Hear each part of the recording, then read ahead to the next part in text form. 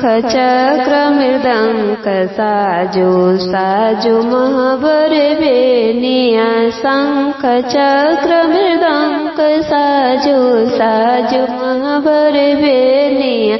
जिरवा ऐसा न पाँच लोक दिन साजो राम लखन चारो भाई जी हे जी राम लखन चारो भाई तो सिया स्वयंवर हे जी राम लखन चारो भाई तो सिया स्वयंवर।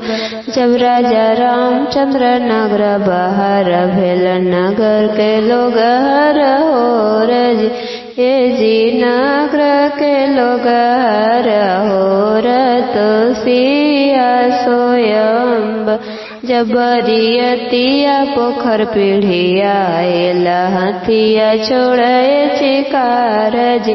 हे जी हथिया छोड़े चिकार तो सिया स्वयंवर। हथिया के कसम सूर्य छिपित भेला पैरनी धूल उड़ियाए जी हे जी पैरनी धूल उड़ियाए तो सिया स्वयंवर। जब बरियतिया पोखर पीढ़िया जब बरियतिया जनकपुर में आवल जनक सोबे निर्वेद जी घर से बाहर भेलन बेटी सीता बेटी काय पापा सोबे निर्वेद जी हे जी काहे पापा सोबे निर्वेद तो सिया स्वयंवर।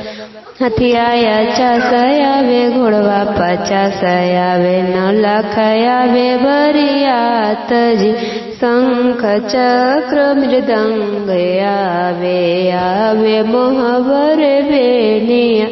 जिरवा ऐसा न 5 लोक दिन आवे राम लखन चारो भाई जी हे जी राम लखन चारो भाई तो सिया स्वयंवर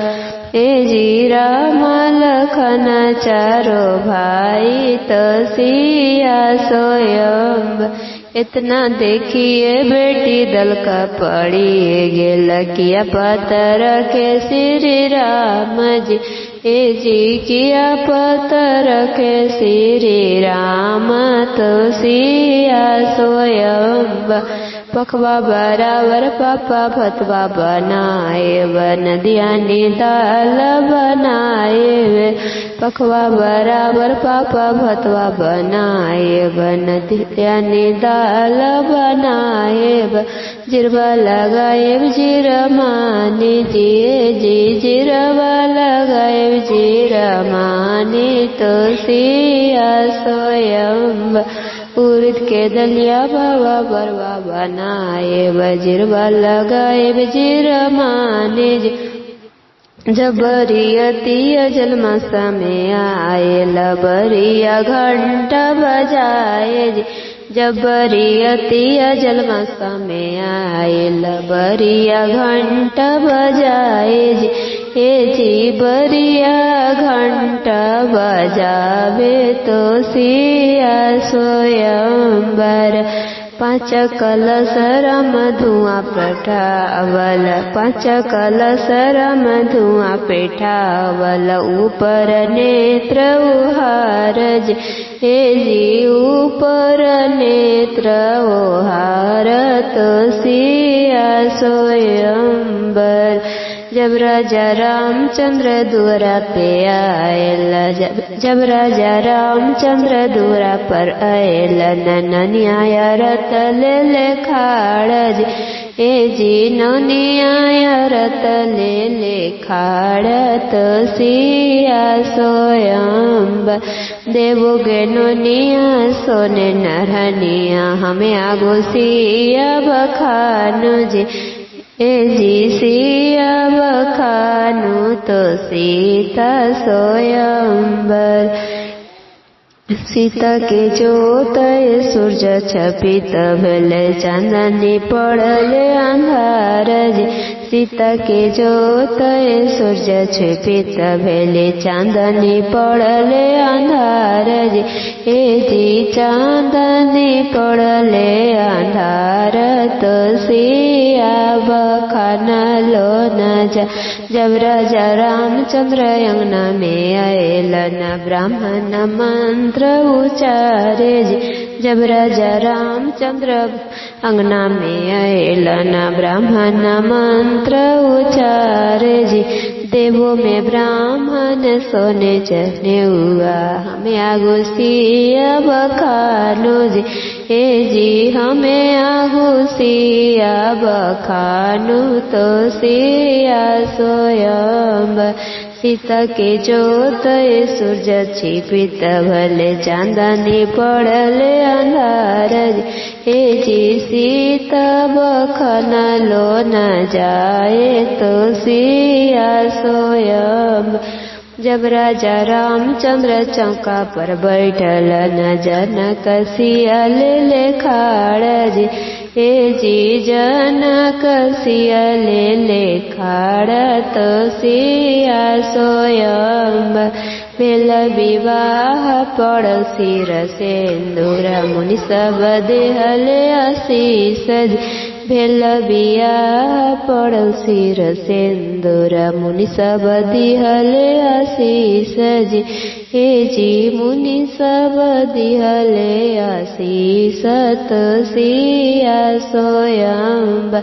जब राजा रामचंद्र कोहबर में आएलन साली सरहज छेकले दुआरज ए जी साली सरहज छेकले दुआरज देहु में रामचंद्र अपन ने गजोग तब रउआ कोहबर जाए जी ए देवो में साली सरहज दोनों कान तरमल हमें आगो सिया बखानो जी हे जी हमें आगो सीता बखानो तो सिया सोयम हे जी हमें आगो सिया बखानो तो सिया सोयम सीता के जोत सूर्य छिपित भेले चांदनी पड़ले अंधार हे जी सीता बखाना लो न जाए तो सिया सोयम भेल विवाह पड़ोसी सिंदूर चिड़िया बन डोल बोल रे दशरथ भेजल चंडोल जी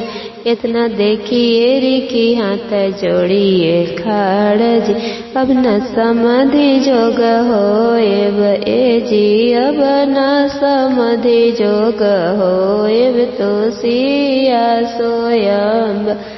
जे हो गावे से हो बजावे से हो बैकुंठ के जाए जी दूध पूत पावे सावित्री ऐसा यही बात जी हे जी जे यह गावे से हो बहुत पुण्य जी जे हो सुने सो बहुत तो न तो सिया सोयम्बर।